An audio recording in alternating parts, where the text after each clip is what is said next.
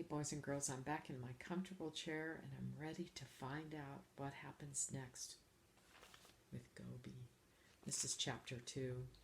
The next morning, Dion smiled down at the little dog prancing around his feet. You ready? He asked. She barked in reply. She'd been curled up beside him when he woke up this morning. You know what you've got to do now, don't you? Richard, one of the other runners, asked him. What? Dion replied. Richard smiled. You've got to give her a name. Dion had groaned at that. She wasn't his dog, but she did seem to have attached herself to him, and he couldn't just keep thinking of her as dog. Richard was right. She needed a name. But what name? It should be short, he thought. Long names just got shortened anyway. It should be fun and playful, but not silly.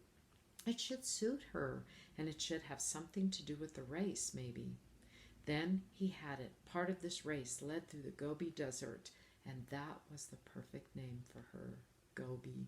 Gobi was excited. Now she had a name, and the man had given it to her, and he'd fed her and let her curl up beside him to sleep.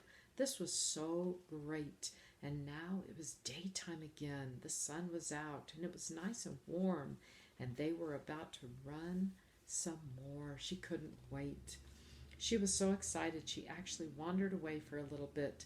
There were lots of other runners, and many of them said hi to her and petted her. Some even fed her or gave her water. It was really nice. But once the race got underway, Gobi went looking for one runner in particular, a tall one, all in yellow. She found him after a little bit, and he smiled when he saw her. Then they started running together again.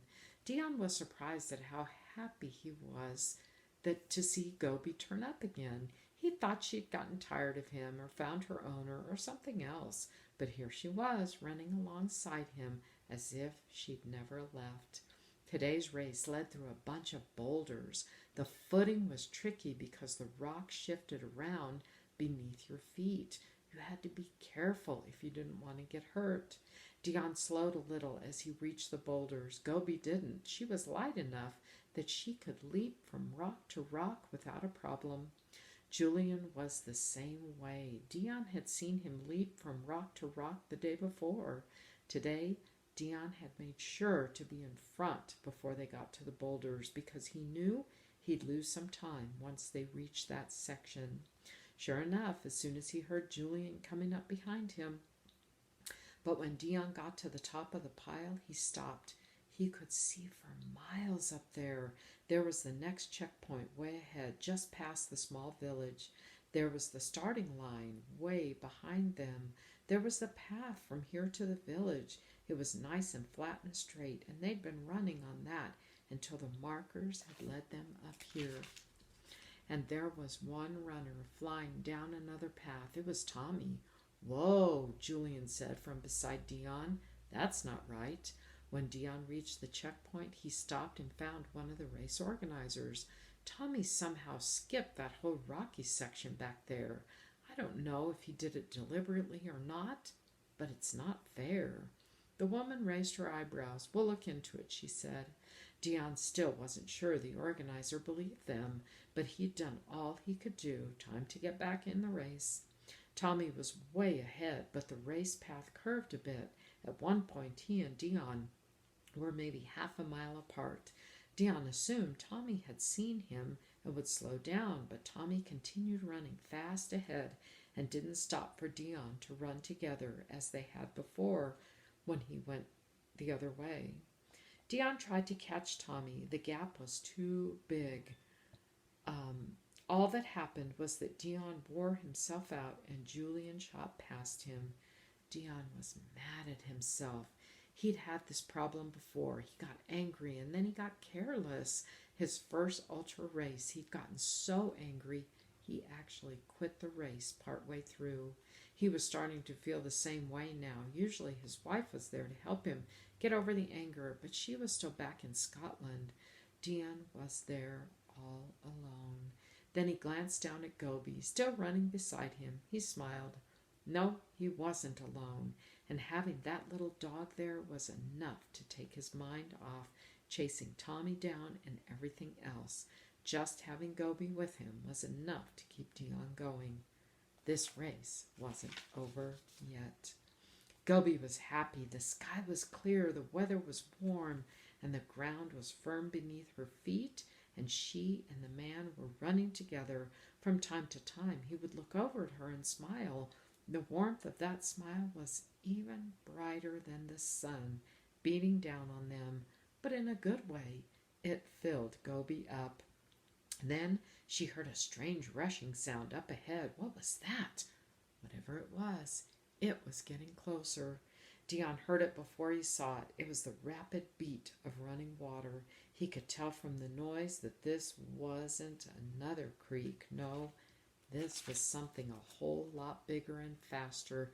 Sure enough, as he topped the next rise, he spotted a broad expanse ahead. It was a river. Dion had no idea how deep it was, but the race markers led right across, so he had to assume he'd be able to make it across as well. With a sigh, he shifted his bag higher onto his back.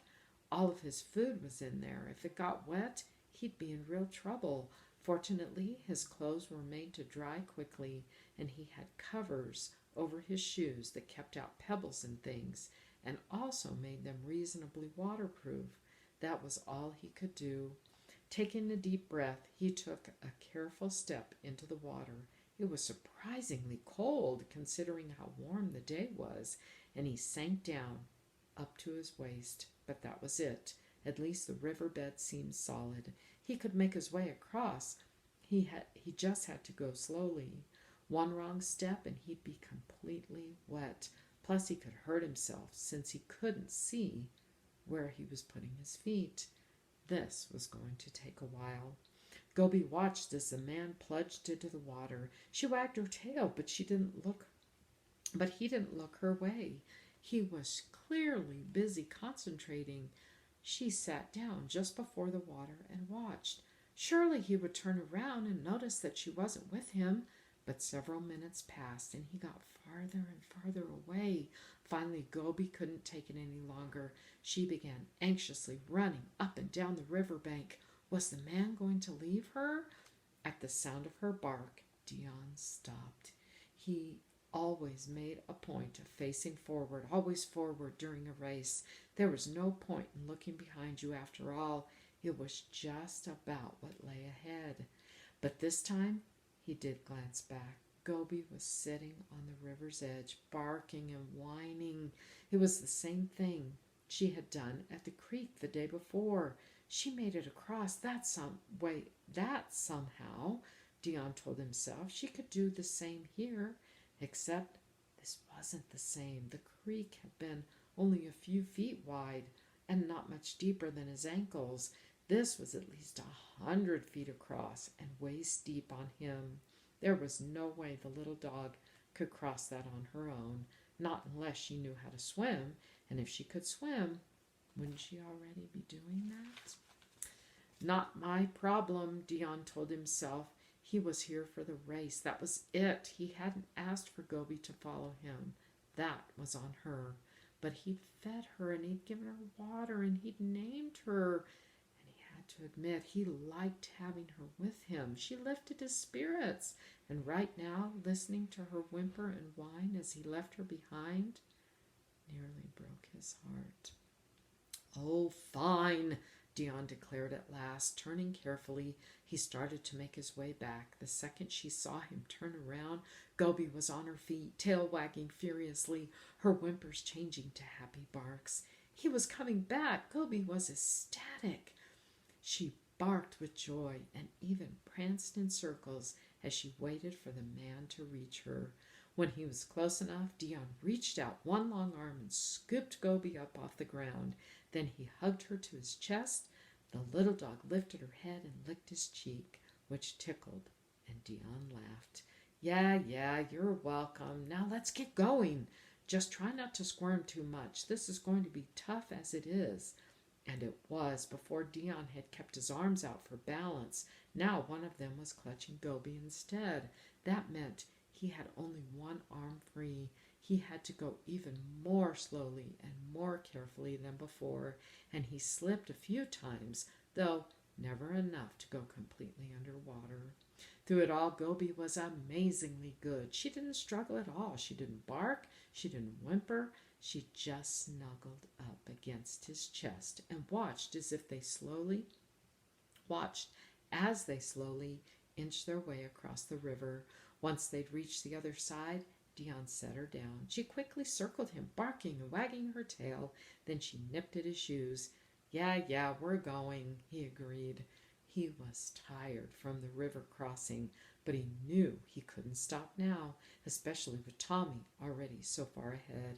Remembering what Tommy had done earlier was enough to make Dion mad all over again. But this time, instead of frustrating him, that anger gave him strength. Let's go, he told Goby. Let's see what we can do to cut down this lead. She barked once and then set off. She settled in beside him, matching his pace perfectly. Dion shook his head. He didn't know where she'd come from, but this little dog sure could run. Let's see how far she goes tomorrow.